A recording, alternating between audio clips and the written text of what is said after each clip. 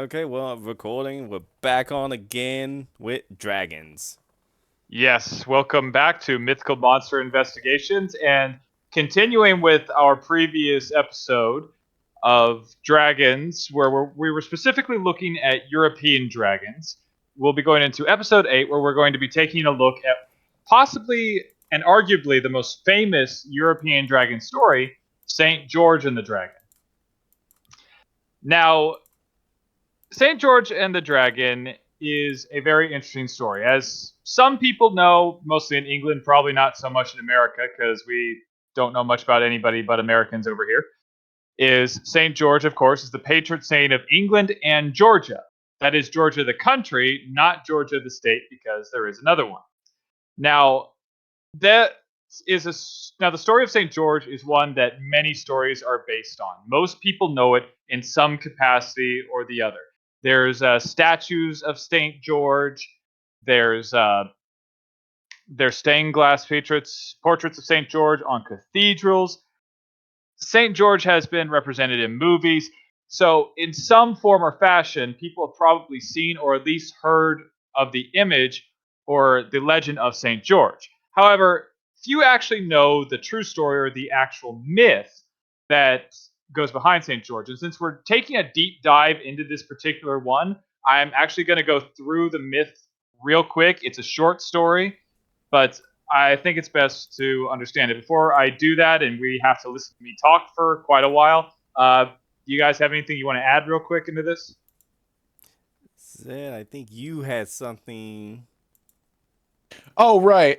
When you brought up St. George earlier, it reminded me of one thing in particular, which was a show that I watched a while ago, and it was probably my early teenage years, was when I found it, called Huntic Secrets and Seekers, where within said show, they delve into history and historical figures and events, and most of the time, it's altered a little bit, so it makes sense as to how some of these key figures controlled these monsters called Titans that allowed them to do a lot of the great things they said. One of the episodes involved a group finding the Sword of St. George, which contained the Dragon Titan Lindorm, as seen on the screen there. But you saying Okay. St. George just reminded me of that being a thing. Okay. No, but that actually plays into my point in that some shape or form we have kind of heard of St. George, even if we don't completely know the legend or have actually read the story. Yeah. So, no, that actually fits very well with it. Okay. Mhm. Out of curiosity, was it a good show? I like it. Okay. I All right, definitely think the so second season was better, well, just in terms of its production value. okay. Well, yeah, that's understandable because a lot of Yeah. shows they get worse with the second season. No, let me rephrase that. It was more consistent. Got it. Okay. Yeah. Still, might check it out sometime. All right. Shadow R Fox, anything?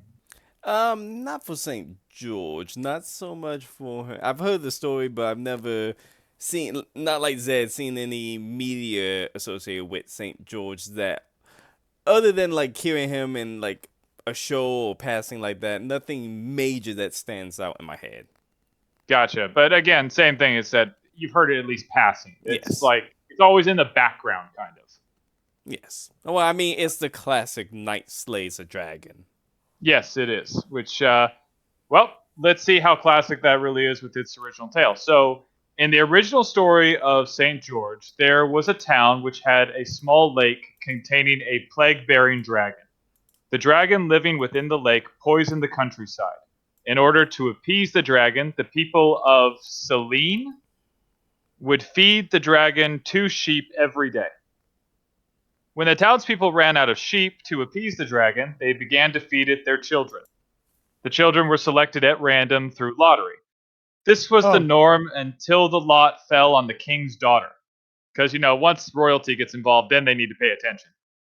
The king, in his grief and distress, told the people they could have all of his gold, silver, and half the kingdom if his daughter were only spared. The people refused, mostly because the king didn't give a damn when it was their daughter, so why should they return the favor? mhm. Which, sucks for the princess, but you kind of see the point. The king's daughter was taken to be fed to the dragon. The noble knight, Sir George, by chance, rode past the lake. The princess tried to send him away, but George vowed to stay. The dragon emerged from the lake to face St. George. St. George was said to make the sign of the cross and charge the dragon on horseback, resulting in George seriously wounding the dragon with his lance. George then called to the princess to throw him her girdle, which he put around the dragon's neck. When she did, the dragon followed the princess like a meek beast. The princess and St. George led the dragon back to town, where George offered to kill the dragon if the entire village converted to Christianity. From this, 15,000 people, including the king, converted to the Christian faith. The dragon was slain and the body carted out on 4 ox carts. And that's pretty much it. That's the tale of St. George and the dragon. Before I continue with an in-depth analysis, what do you guys think? Anything jump out on you? Not enough peasants being slayed to be a good story. I mean, I'm sorry, my Really? what, 20th century mind. If I don't see a dragon eat a peasant or burn half a village down, I mean, even Beowulf had that dragon burn like a whole village before, we got to see it get slayed. This dragon just, I'm in a cave. I'm out of a cave. 4 out of 10 stars. Wow, okay. 4 out of 10 stars. 4 out of 10 stars for not enough peasant death. Not enough peasant death to bring about. How many peasant Gale did they sacrifice to this dragon before they got to the princess? Apparently quite a few. Okay, well, what's quite a few? I mean, 100. Well, I don't know. It doesn't exactly say how many. I mean, then. A quick thing. You mentioned him wrapping the girl around the dragon's neck. The girdle. Sorry. Yeah, the girdle, whatever it was called. Yeah. I forgot.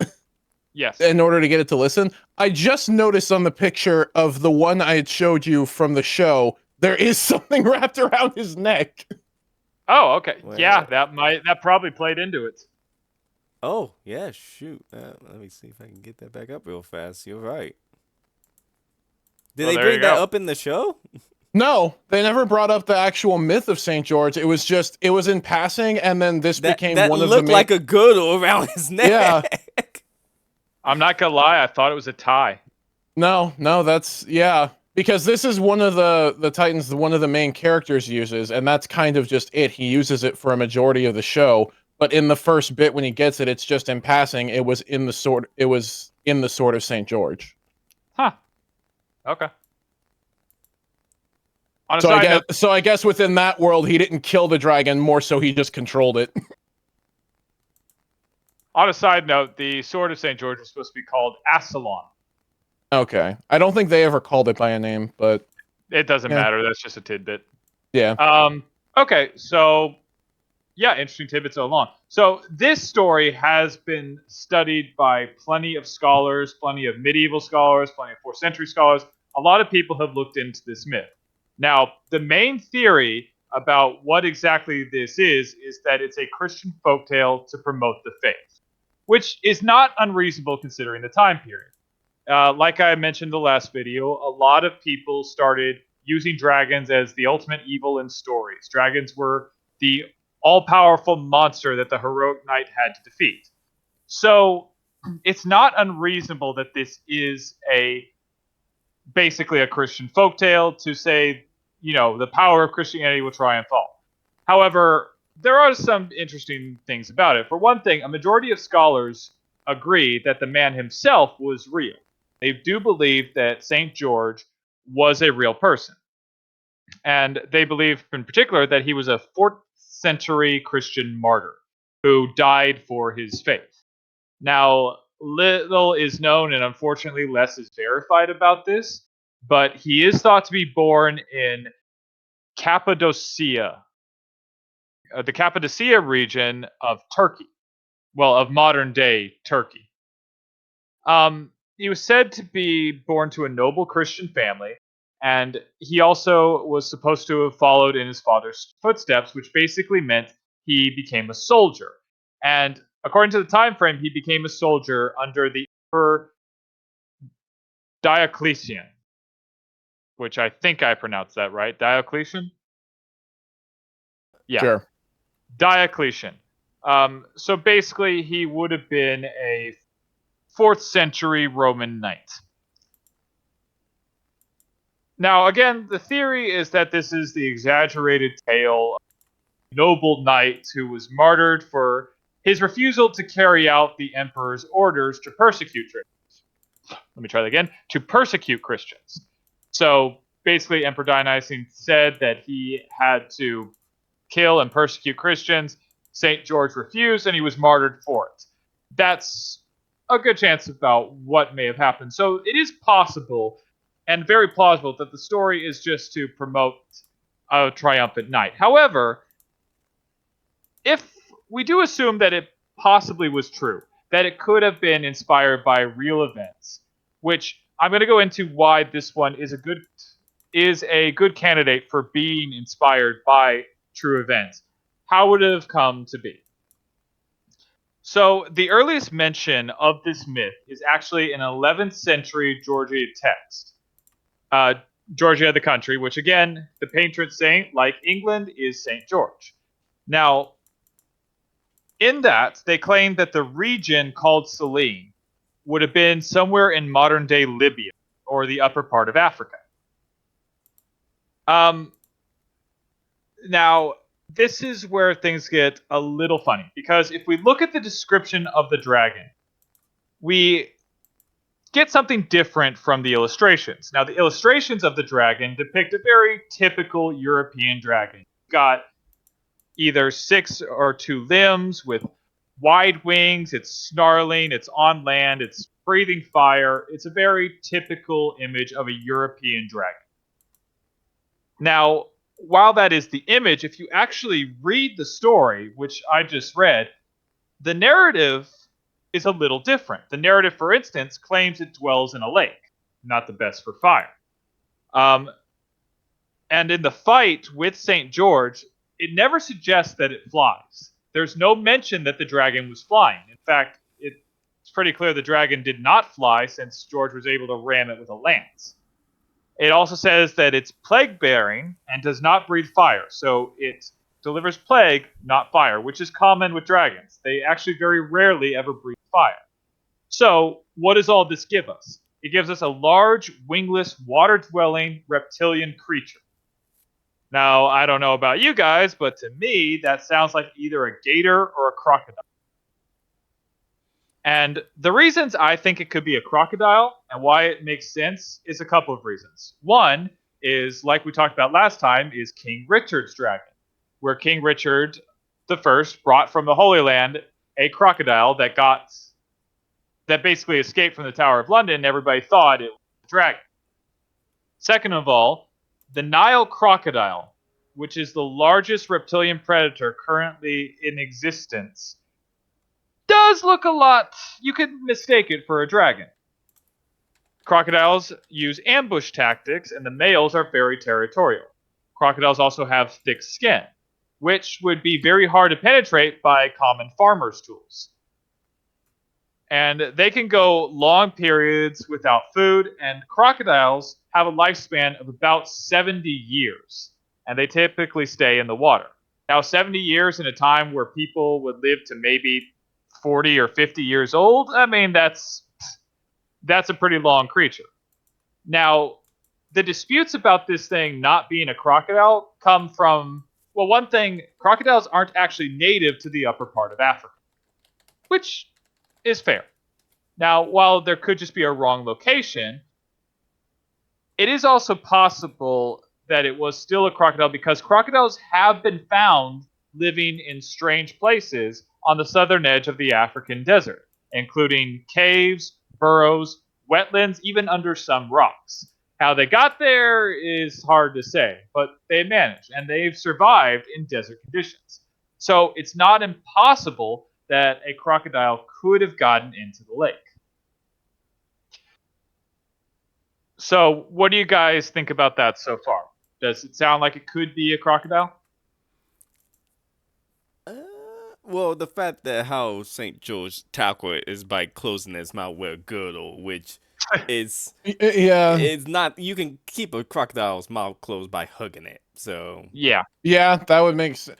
Well, and also maybe it didn't go around his neck, more so its mouth to keep it from opening.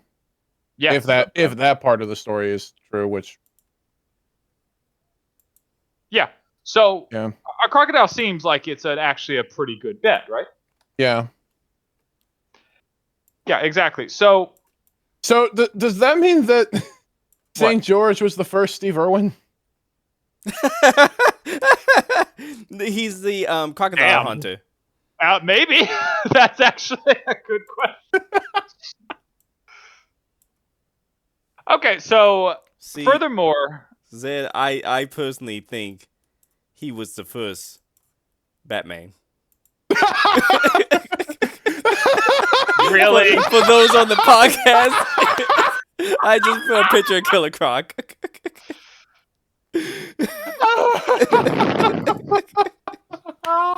that personally said, well, yes, that makes perfect sense. No, that no makes offense perfect to sense. Steve Irwin. I like the guy. He got me into animals, but I'm sorry. No, you know what? St. George. This makes sense.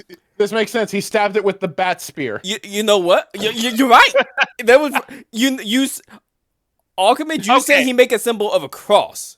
No. I'm sorry, but get this right. It was the bat lance. The bat lance. There we go. You say he made a symbol of the cross. Well, I mean, yes. A cross can kind of look like a bat, like a batarang. If you really, it looked like Batman Beyond Batarang almost. Yeah. That's how we go. He was the first Batman. St. George was the first Batman. Are you really comparing the cross to a batarang? I mean, it's been compared to worse things. I'd like to point out that a batarang actually would be like a nerd cross. Well, you got me there. Yeah. I mean, if I saw a Killer Croc coming out of the sewage, and someone stopped it, I would call that person Batman.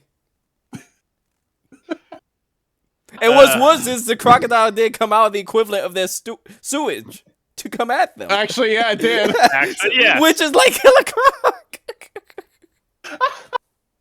Actually, that is a good way to get back on topic. Okay, let me get it. Is it though? Yes, funny enough, actually, yes, because as stated, the dragon, like many European dragons, was not a fire-breathing dragon, but a plague-bearing dragon. So, how do you explain the polluted river? More than likely, the pollution was probably due to the villagers themselves. The villagers being the primary water source and being the 4th century, they were probably dumping their waste and other unmentionable crap into the lake and polluted it to themselves. Now, this does have a real-world equivalency if you look at Rome. Rome is famous for its aqueducts. Its aqueducts which were built and still stand to this day because of their great construction, which channeled gallons of fresh water into the city and allowed Rome to expand into the empire it later became. Here's the thing, though. The aqueducts were actually built because the Romans polluted their own river and lake source and water source around the city.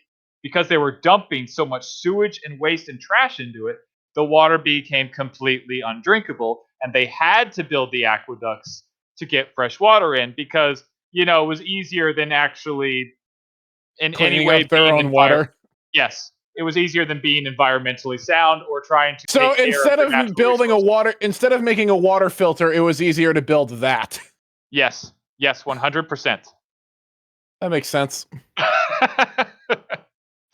Yes, so understand something. One of the greatest innovations of Rome that led to some of the greatest innovations of cities was done because people were too lazy to clean up pollution. And we are the ones with an issue with pollution right now, apparently. I know, right? What? Shadow R Fox, why have you just posted a picture of a rubber duck what the fuck? in Roman gear? For those of you not on YouTube, why am I looking at a rubber duck in Roman gear? Aqua ducks.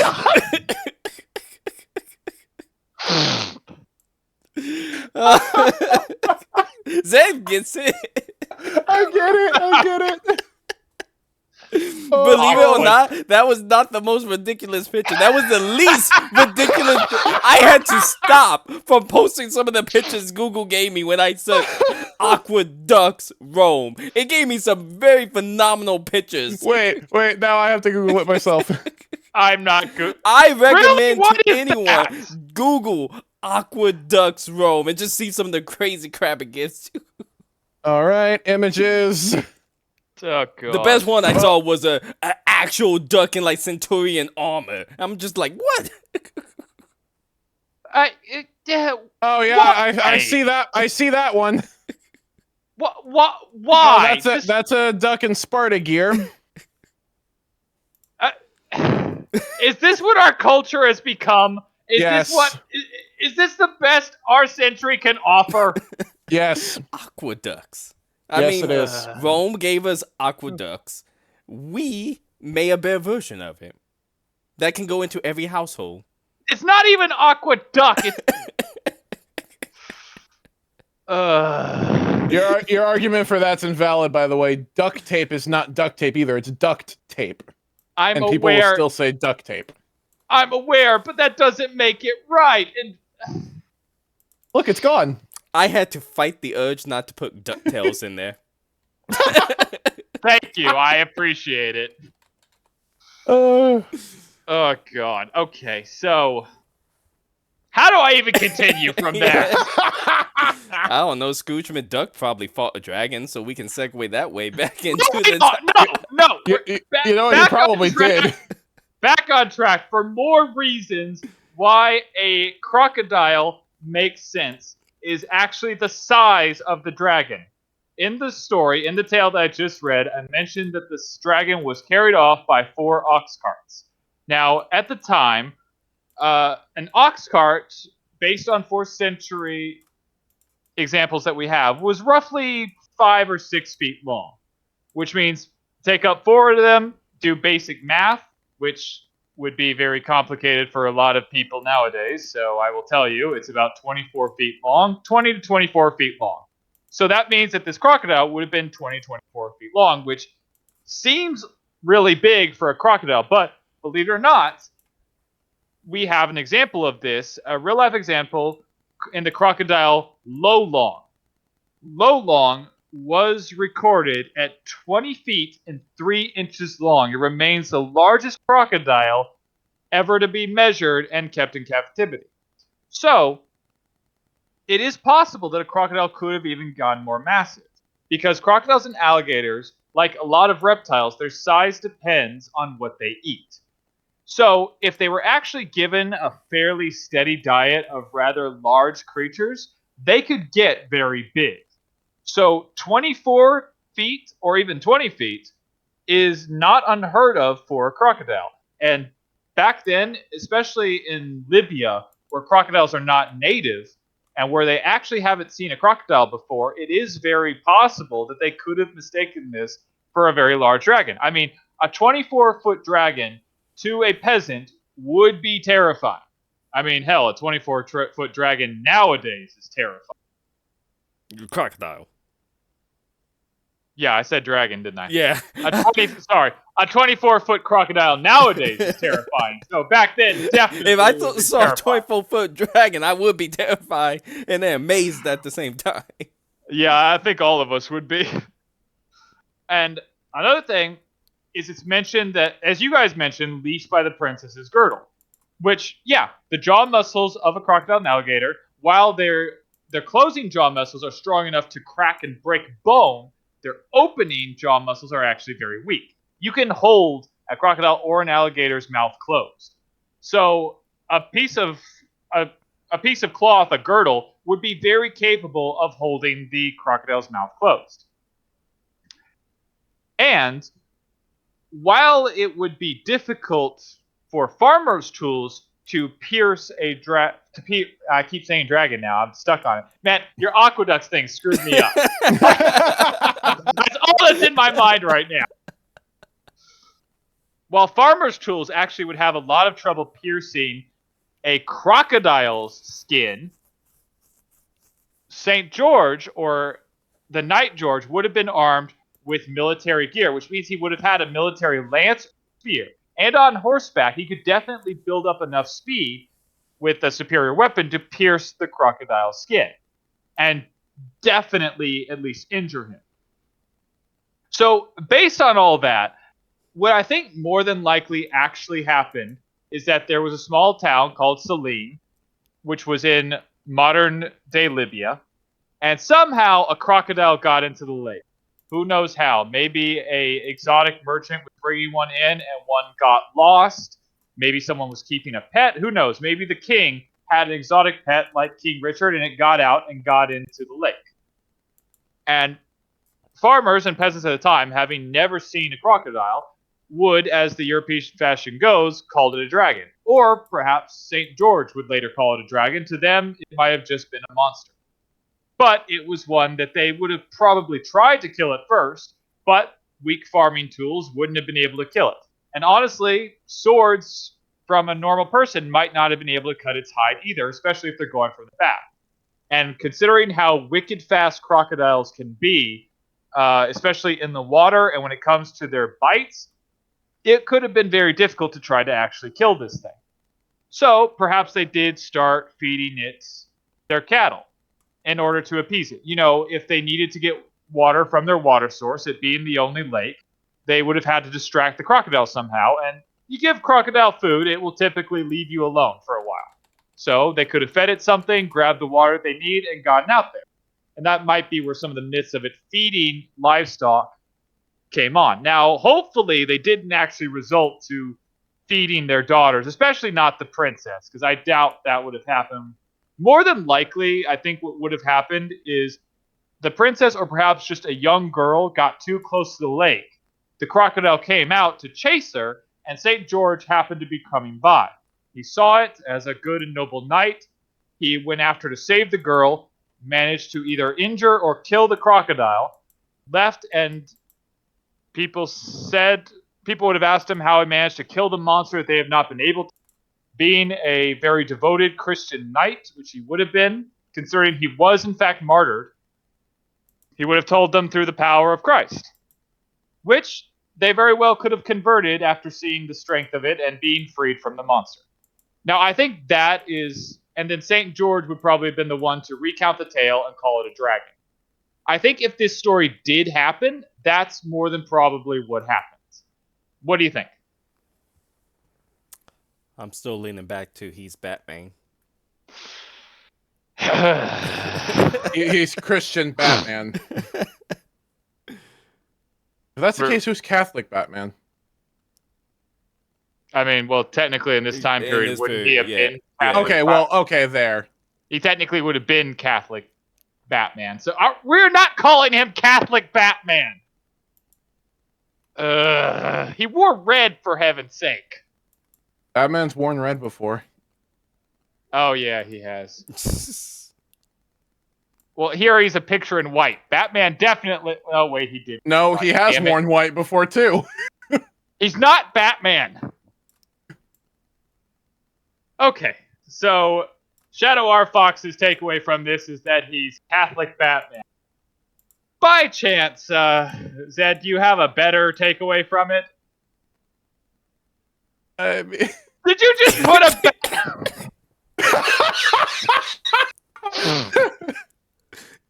For those of you not watching on YouTube, Shadow R. Fox just drew a bat on the shield of a picture of St. George. I mean, your proof is right there.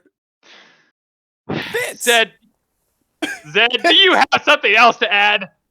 No, not after that.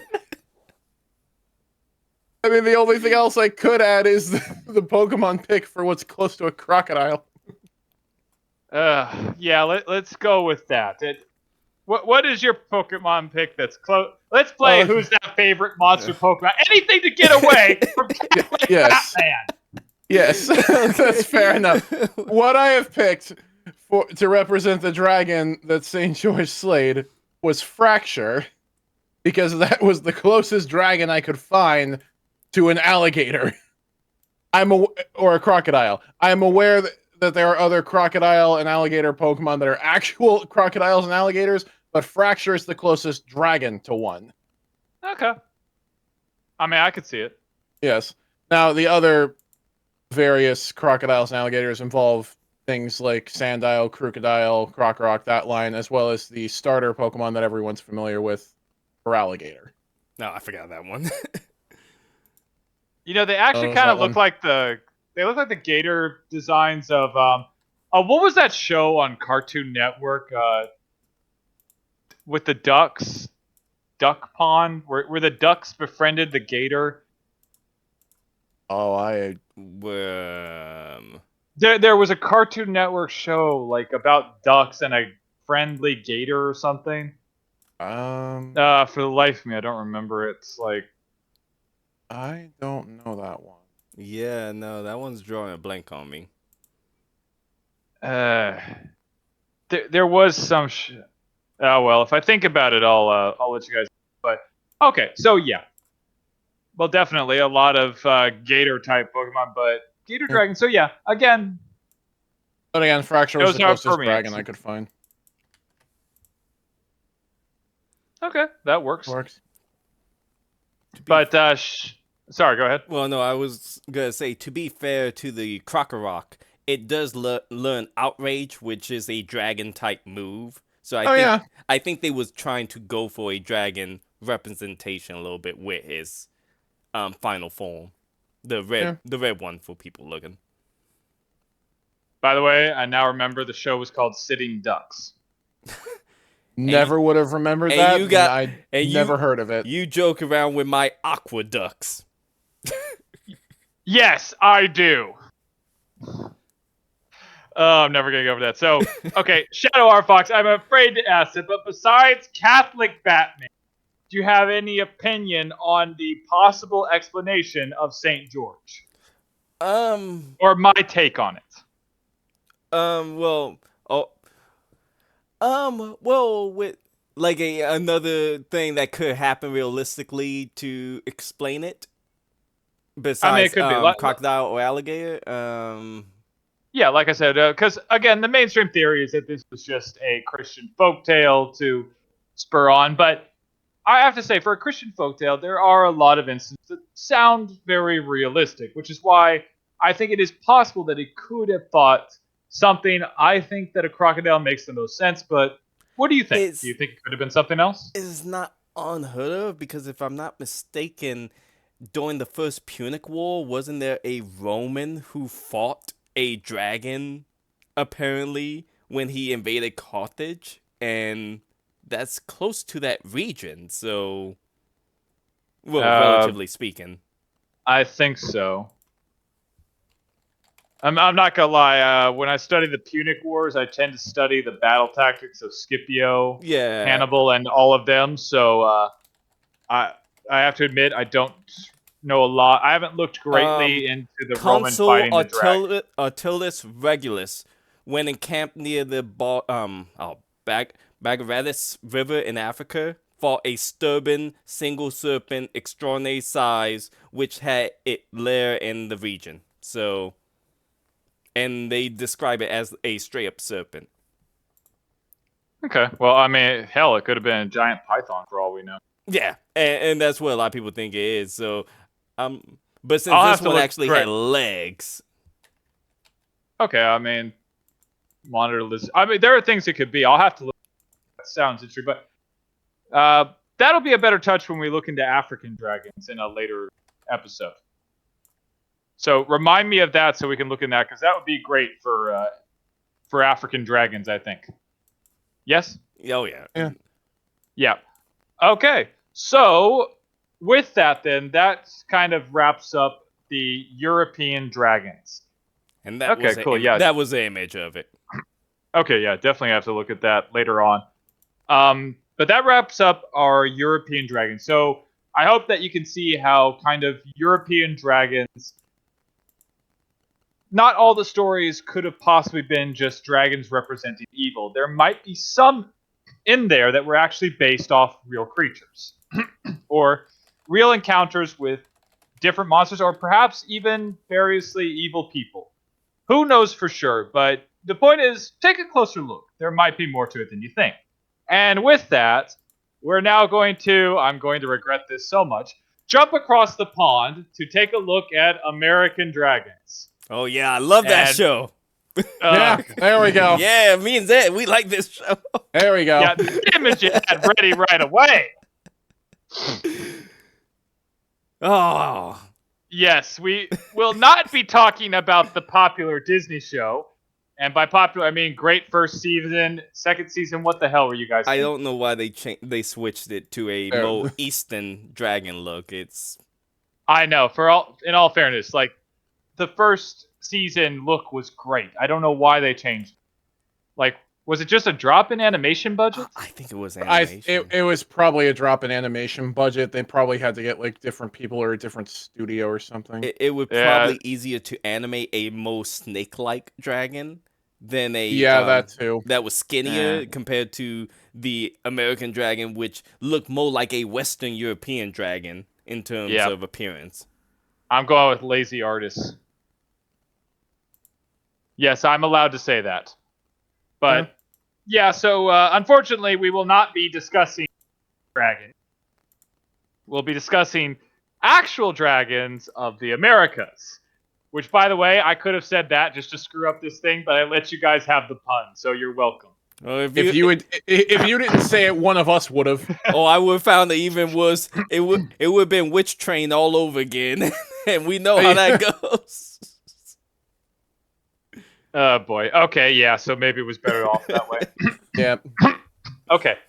So when it comes to understanding dragons of the Americas, we have to understand that the term dragon, when we start talking about dragons in this region, the terms came from the European explorers who came over and started to hear about these creatures.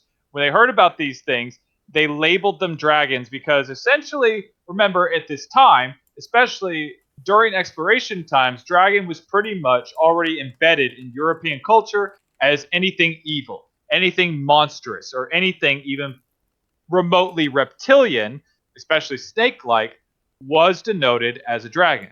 So, what you get then is the dragons of the Americas were often more sea serpentine, which we are going to look at the sea serpents in a later video, so we won't be touching on them.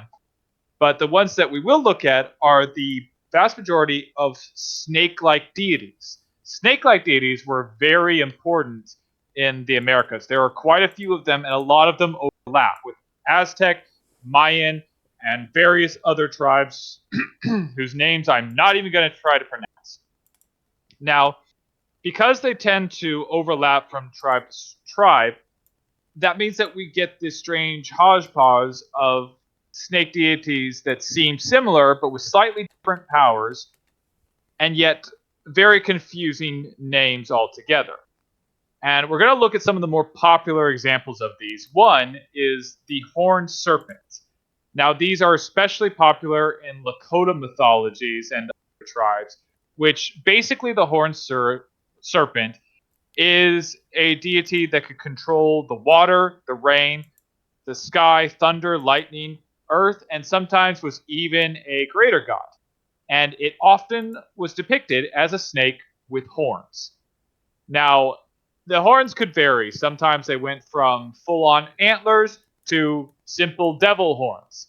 And no, not because of an association with the devil, it was just horns. Snakes were, again, very important in this mythology because snakes, among other things, symbolized rebirth and immortality. Now, why this is because snakes, not shakes. God, I already did that. Because snakes shed their skin.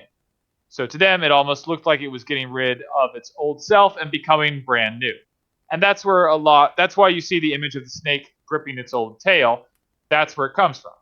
So, because of that, there are a lot of snakes that are symbols of rebirth. And again, snakes are very important in this culture. So, what do you guys think so far about snake deities? Do you think that they were really worthy of being called dragon, or do you think that Europeans are just lazy to calling them? I mean, considering the Eastern dragon is pretty much often a serpentine-like dragon. A long serpentine dragon. Yeah, which is actually interesting is that the dragons of the Americans are more closely related, well, in at least appearance, to the more serpentine dragons of the East. Which is kind of funny, even down to their notion of not being necessarily but symbols of good luck and power. which we may look further into later on.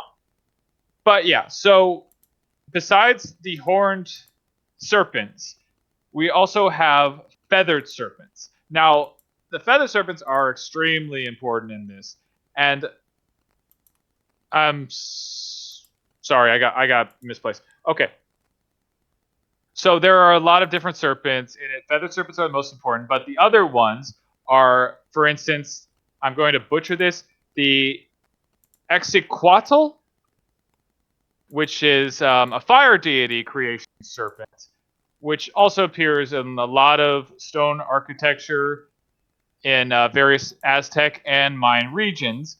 And again, it's a fire serpent creation, things like that. There's also Kukulkan, which is a Mayan serpent, which again, same thing. And then there's okay, how did you pronounce the other one? Kukamasa? Kukamatsi? Kukumats. Kukamats? Yeah, Kukamats. Yeah, who was a serpentine god of rain and was even said to carry the sun. And then, of course, the most famous that most people have heard of was the Aztec feathered serpent, Quetzalcoatl. So all of these, you can see every single one of them is pretty much the same thing of a feathered serpent, of some kind of snake-like deity that has either part of creation myth, part of rain, some importance. That's where a lot of these stem from. And the Mayan and the Aztecs and all these other tribes seem to have adapted and splintered off into variations of these same gods with various names, but all having very similar traits. So, why do you think this is? Why do I Yeah, no, that's a genuine question. like why do they all just have dragon shapes in general for all No, why do you think serpentine's sake, I should say? No, why do you think these feathered deity serpents were so incredibly influential and popular with this? Well, feathers was a big part of, like, for the Aztecs. Just thinking of them, they had the eagle warriors, so a lot of And that. and the jaguar Well, warriors. jaguar too, but just thinking about it, oh, you know why? Associated with the sky.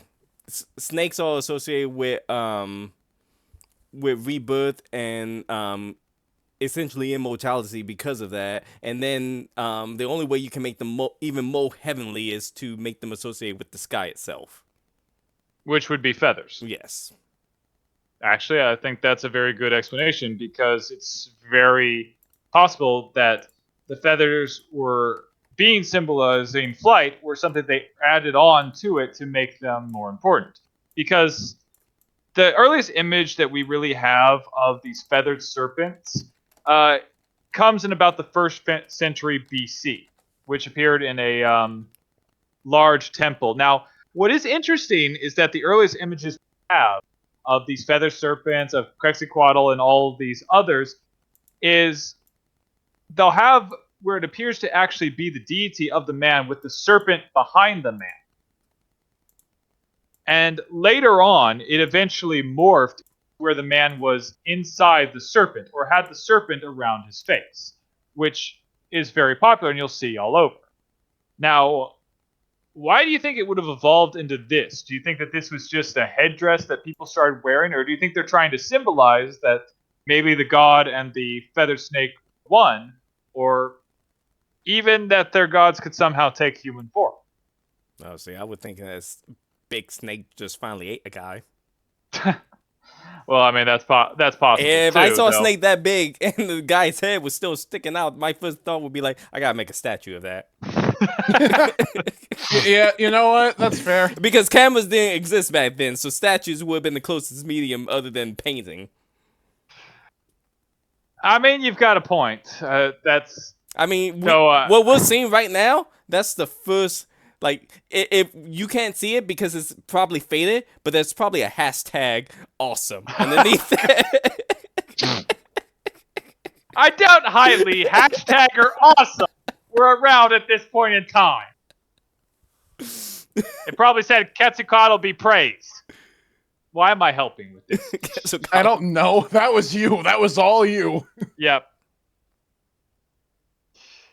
Okay, so yeah, it's very possible. I mean, it could have just been that this was a way for the chiefs to symbolize their connection with the gods by wearing headdresses, because, I mean, considering that we've seen definite evidence that the Aztecs and Mayans were able to make headdresses of leopards and even eagles, I don't think it would be overly difficult to make one that looked like a snake. Oh yeah, no. And they could easily skin a bunch of snakes to get that effect. Exactly. I mean, exactly. Snakes, they shed their own skins.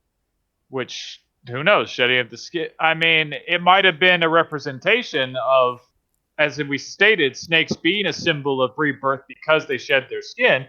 It's very possible that this was symbolizing the snake's skin being shed and the man emerging from it. Which is weird when you say it out loud, but okay. I mean, it works. But another thing to notice with the feathered serpents is that they are more in the original, like the earliest images. Like if you, for those of you watching on YouTube, if you saw the image of Quetzalcoatl, the earlier images Quetzalcoatl wasn't necessarily a feathered serpent, but one that had a plumage more. So that is interesting because what it says is that maybe there is some real life inspiration, especially considering how popular snakes were. It could be because, honestly, snakes are weird. And a lot of snakes, while fascinating, are just really bloody strange. And some of these things might have been more inspired by real creatures than we want to admit.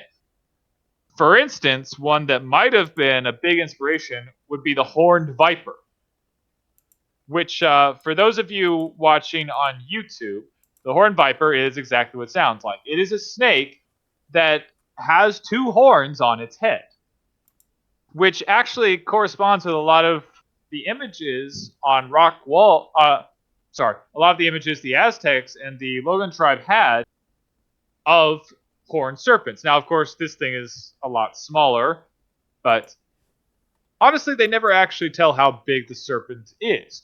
So this might have been where they got their image, because it is definitely a serpent with horns.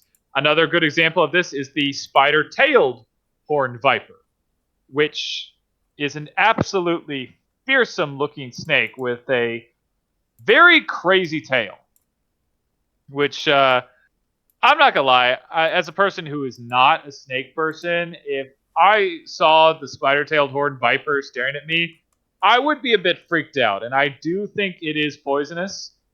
While it is very cool looking, that thing is terrifying. Which, again, Bo, I'm not a huge snake person, so Shadow R. Fox, being an actual snake enthusiast, thoughts? I mean, if I could teach one of those things to sleep on my cane, I would literally just like flick my cane at my opponents and let the snake go after me, like sneak attack with a snake. Okay, so Zed, to take from never buy Shadow R. Fox's. Yeah, no, never. That's a mistake. Yeah. Okay, so I could have told you that before this. I'm just reinforcing it. So, yeah, and then another very crazy looking snake is the hairy bush viper. Which I mentioned this one because, again, we're going over feathered serpents. If you've ever seen a hairy bush viper, it has a very unique set of scales. And if you are watching on YouTube, you can see a picture of it. These scales are actually a bit wide protruded. They're brightly colored. You could see how these could actually be thought of as feathers, because they do look rather feather-esque, and from a distance, they might even look like birds' feathers. Though, close up, it's more apparent that they're actually very pointy and sharp scales. But I will admit, as someone who's not a snake person, this is a gorgeous snake. I mean, the colors are absolutely brilliant and vibrant. So very cool, but again, it shows that these might not be as far from the truth as we think. Another very strange snake is the long-nosed vine snake. Now, to be fair, I don't think this snake is actually really native to to the area, but I'm bringing it up because this snake has a very interesting capability in that when it's threatened, it will actually elongate its body to make itself look bigger, and this causes it to get a very flat ribbon-like body, which I personally find fascinating. I mean, this is a very cool-looking snake. I will have to give it that. But because of its ability with this, its scales, because they're so pressed down and everything, do look a little bit more like feathers. Which, what do you guys think? Based on the two snakes you saw, could you see people kind of thinking that they look like feathers, especially if, like me, they don't want to approach it? Yeah, Like, I can see it. I think the hairy bush viper would look more like a actual colorful serpent. Yeah, And, that one more so than this. yeah, and definitely. I mean, I'm not gonna get close to. The rule of thumb is the more colorful something is, the more poison it probably is. That's very true. That is extremely true.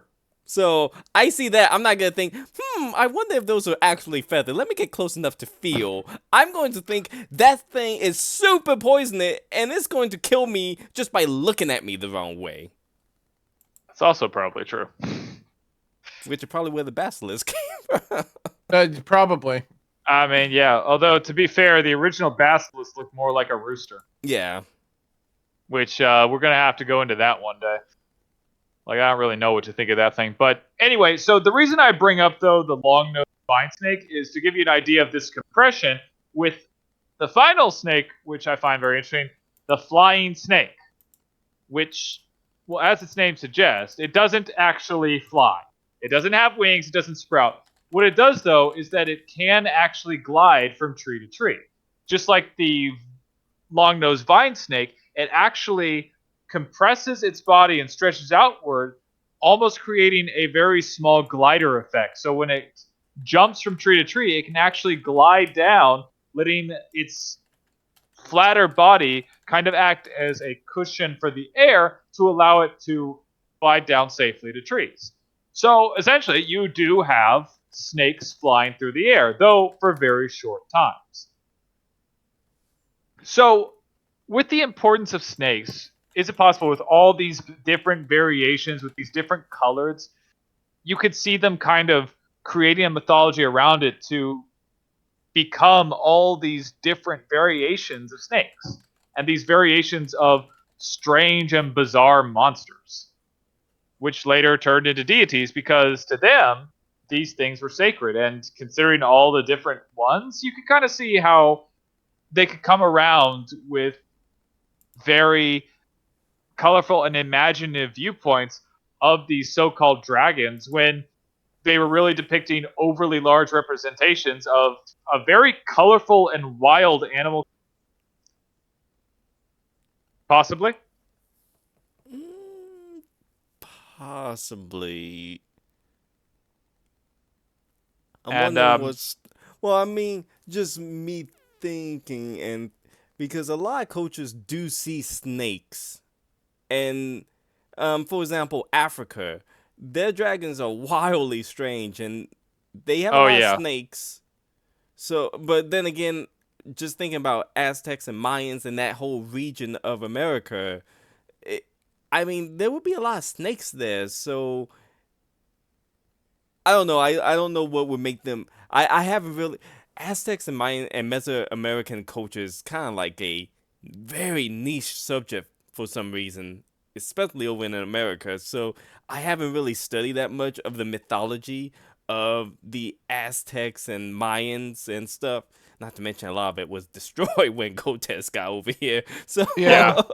Yeah. no kidding. And not gonna lie, the stuff that wasn't is odd as well because according to either the Aztec or the Mayans, the creation gods actually made mankind out of corn yeah. or maize, as they called it, which Okay, sure. That makes some sense. No, I don't know. Do you guys want to justify that one? I mean, I like corn. That's about the. all I can say. I mean, that's as good of any explanation I've heard. if you heat us, we pop. Um, If you heat anything enough, it pops. I mean, Go heat a lithium battery, see what happens. Please, no one do that. Please. Disclaimer for all those who are stupid enough to try it: we do not take any responsibility for your stupidity. yes, Right? We don't have to take responsibility for people's stupidity, right? I No. mean, I'm not. Okay. Okay, good. Um, where were we going with this? Oh, final creature to take a look at is the black spring iguana. Now, I'm only mentioning this because if you take a look at the black spring, let me try that again. No, I had it right. Black spring iguana is that it actually has a very stylized plume on it, which is similar to some of the early depictions of the feathered serpents. And in some tales of these serpents, they are said to have legs.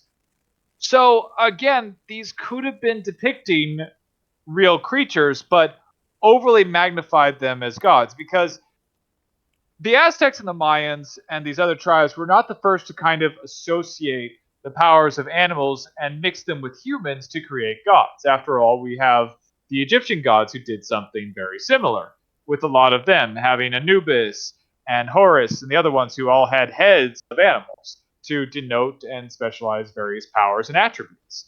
To be So fair, it's the Egyptian god was inbred beyond all rhyme and reason. that's true. That is very Like true. their family tree is a stick, and I'm really giving too much to it when I say it's a stick. I've looked up the Egyptian mythology pantheon, and it's literally just a straight line of this god and then this god, and then just keep going straight down, pretty much. I mean, pretty much. I mean, they represented the Egyptian pharaohs in that. Ugh. I mean, have you seen what Tutankhamun probably actually looked like? Yeah, I try not to think about it because looking into Egyptian mythology, I was just like, holy tall. I thought the Greek mythology had a lot of incest, but that, oh man, they are beat out. The Egyptian blew them out. Yeah. I'm still wondering how the hell Ramses the Great lived to be 90 years old. But what I was kind of get with Egyptian, it makes a little bit more sense with them going animals, just because notice even though they go animal, it's mostly humanoid. But whereas a lot of the like Casacalo and all the feather serpents, well, they do have human forms most of the time. It's just a lot of the Yeah. time they get shown off as the deity form for some reason.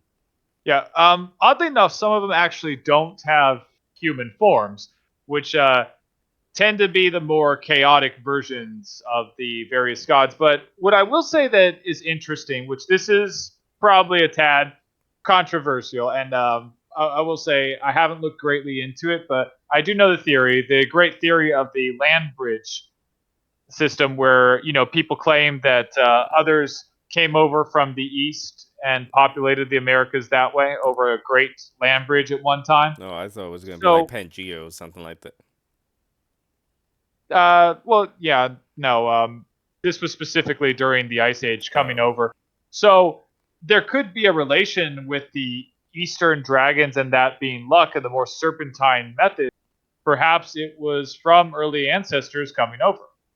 So perhaps it was part of that. Not sure. Who knows? Could be, maybe not. I doubt we'll ever know the truth. But it is still interesting that it looks like to me that some of the so-called American dragons, again, I'm not sure deserve to be completely called dragons. I think that's something the Europeans would have done, giving them that name. I think it's just stuck ever since, kind of like how Christopher Columbus called Americans Indians at the time, and it has stuck ever since. Which actually, it's weird it's stuck because actually I know a lot of Native Americans who like to be called a Indians. lot. Well, I mean, a lot of the tribes in America, they if you look up, look up the actual tribal name, it literally does have the Cherokee Indian tribe or the Cherokee Apache or the Apache Indian like they literally have Indian in their tribal name that is registered with the United States government. So Yeah, and I was surprised to find a lot of them actually like that and will stick by no, it. they prefer it actually. I was very dumbfounded when I heard that. I'm like, oh, so we should just Right? keep saying that. Okay, that they're like, yeah, it rolls off the tongue. It's easier. I'm like, oh, okay, fine. I'm I'll like, go with okay, that. well, damn, all right. I mean, I'm fine with it. It just like it appears the people who complain about it the most are not actually the Indians. No. Which, you know what? Actually, in this day and age, that makes sense. Honestly, the But only reason I prefer Native American is just because it get very confusing when you got a person from India and you talk about that's Indian. true. It gets super confusing. That is true. That is very true. Yeah. But yeah, so my thing is that perhaps the reason these dragons existed is that there was already this mythos of dragons or of a serpentine creature. And then when they saw more of the serpents and how they could be, they started adding more and more elements. The feathers, they might have actually seen the bush viper and said, snakes can have feathers, perhaps snakes can fly, and so on from there. Kind of exaggerating what was already known into their culture already. I think it's a little Because, strange how a bunch of cultures have serpents as a major part, like Norse mythology. The Homagon, the wool serpent. yeah, the Midgard serpent. Yeah, Homagon, I think was the name or something like that. I'm not even going to try to pronounce that name. Which is very similar to I think was it Crasso now I can't say the other one. Which Quetzalcoatl. mythology? Quetzalcoatl, wasn't that Yeah. essentially a serpent that was associated with kind of the creation or Well, remember, the Midgard serpents were supposed to be wrapped around the no, world. it but was it's, wrapped around, but it was associated with the destruction of the world, and Yes. essentially with Ragnarok. Or I should say Yes, the and destruction of the gods. yes, and that's actually something we're going to look at later. Is that a lot of serpents, especially serpent deities, are more coupled with destruction than creation, which we'll look into further in another video. But that's really all I have on American Dragon, not Jake Long. But actual Legends of American Dragons, which probably were more serpent deities that were later claimed dragons by the Europeans coming over, and again, the names just stuck. But that's all I've really got. Do you guys have anything you want to add to it? Did we want to do the dragon type that was similar to serpent dragons? Yes. What do you? The Pokemon. Oh, yes, by all Yes, means, because take it away. of course, there is a Pokemon that is very similar. In fact, it's very similar in the way that it looks, and it's quite obvious. It is Dragonair. Because we just talked about horned and feathered serpents. Well, here's a horned dragon with feather-like head things. This is the one that evolves from Dragontini, right? Yes. Yeah, Dratini turns into this. Yeah. And with Okay. honorable. And then somehow this thing turns into Dragonite. That still makes no sense. And with honorable mentions, since we're talking about snakes. Yes. Ekans, Seviper, and Superior. And I just thought of since we're talking about colored serpent and Actually, yeah, looking at the snakes. I was literally about to bring in Milotic because Milotic works too. well, Milotic? I think that actually Yes, you'll fit see. a whole lot better with the whole Quetzalcoatl and feather serpent because that one yeah. that one looks a whole lot like a feather serpent. When I get on here, you'll see what I mean because it's very colorful. Different is it's completely water based, so that's why we didn't really bring it up. There you go. That is not what I expected that to look like. But it's, you gotta admit, a little bit more like a colorful feather serpent. I mean, yeah, I'll give it that. Again, like what I was basically trying to show is that snakes come in a wide variety of colors. So, believe it or not, all the strange snakes that are mentioned in basically Aztec and Mayan folklore about it aren't that far off as appearance goes, because snakes can look really weird. I mean, they can flatten themselves. They can look like they have feathers, which I got to give props. I mean, I understand why people study snakes now. They are very fascinating creatures. I'm sorry they still give me the creeps. I'm not a snake person. I'm sorry. Yeah, they're good for your garden, and they're good for your So, household. They keep the rodents away, yeah, I keep the cats around for that. and garden snakes can kill a lot of the pests that will eat your plants. So Yeah, that's true. Garden snakes aren't so bad, but I'm sorry, I still find them creepy. Again, I'm just not a snake person. blasphemy. Snakes are important, very well. I'm sorry, I don't like them. My dad likes snakes. I've never liked snakes. But to be fair, maybe one of my favorite animals is actually falcons. And falcons are known to eat snakes. So really, birds, eagles, and various other things are some enemies of snakes. So maybe that's why. I mean, after all, in a lot of cultures, one of the Thunderbird was supposed to fight a lot of snake deities. So perhaps it's just natural-born rivals. Wow, the interactions between you two make so much more sense now. I had to. I'm sorry. We've heard worse. Yeah. Yeah. But yeah, no, that's all I've got on the American snakes and American dragons. What do you guys think? I think that Jake Long needs a season 3. Oh, it does it with the proper animation, proper. I was gonna style. say only with the proper animation. But like in all seriousness, what do you think about? My explanation for that was pre-existing myths of serpentine deities, and that they see them and added to it to make themselves more important. What do you guys think? Yes or no? Or idiotic, plausible? I mean, it makes sense. Since the Plausible. dawn of humankind, humans have tried to make themselves sound more important than they actually are. That's true. That's It's very true. just kind of sad. We don't know, like, Greek mythology, very well known with a lot of the stuff, and you can almost make the one-to-one comparison.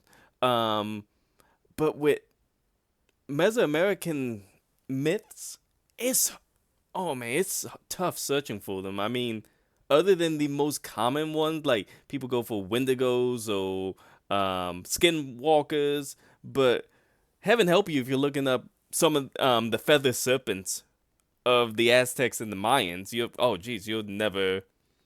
Yeah, no, there's surprisingly not a lot of info about this stuff. At least not in comparison to some of the other myths.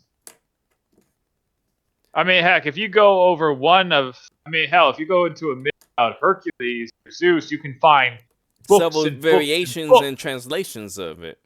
Yeah, you'll find infinite amount, but there is not a lot for these. That could be because like not all of them really had written languages. A lot of them Yeah. used pictorial messages, which Doesn't translate well. doesn't translate well. Not to mention a lot of them were actually passed down orally from word to mouth. So we're gonna have that a lot in the African dragons too, because that is almost Oh, yeah. exclusively how they pass everything down. Pretty much. So yeah, but you guys have anything else or Not enough about that. No. not enough about? But still, I hope everyone listening got some interesting information, both on how creatures can be exaggerated into fire-breathing monsters of the day, and how snake deities can be assumed to become dragons just by cultural interaction. And remember, if you'd ever like more information on dragons or any other creatures, I would encourage you to take a look at Probable, Possible, Plausible, an explanatory guide to monsters and myths. Always gonna be linked in the description of whether you're on Spotify or YouTube. Exactly. And with that, please join us next time where we'll be continuing our dive into dragons by looking at Asian dragons. And I'm not going to lie, there's a lot of material on Asian dragons. This This might be a two-parter of a five-part I'm warning you right series. now. I'm warning you right now. I'm bringing up so much more than just Pokemon for Asian dragons. I'm gonna bring up Journey to the West so much. There's gonna be Monkey Kings all over this place. I was gonna say find Shenron. Oh yeah. Okay, so clearly we're going to have a lot to cover. We might have a two-parter for this five-part look at dragons because, again, dragons are awesome and they are very interesting to look at. So I don't know about you guys. I'm having fun talking about my favorite creature. I mean, I've liked dragons ever since I was a kid, so I'm enjoying it. Yep. Oh no, I like dragons. I'm kicking myself that I haven't thrown in a joke yet with another famous dragon, but I'll get that in with the Asian. I know I will get that in with the Asian dragons. Okay. I'll find a way to make that fit in. I am now very worried. I'm not Okay. I'm not gonna tell you either. This is gonna be. I know you're not going to tell me. You're That's gonna, what worries Zed's me. gonna love it, and he's gonna say, "Oh, how did we not fit that in earlier?" Okay. Very worried. All right. With that, thank you for joining us, and we hope to see you again. See you guys then. Au revoir.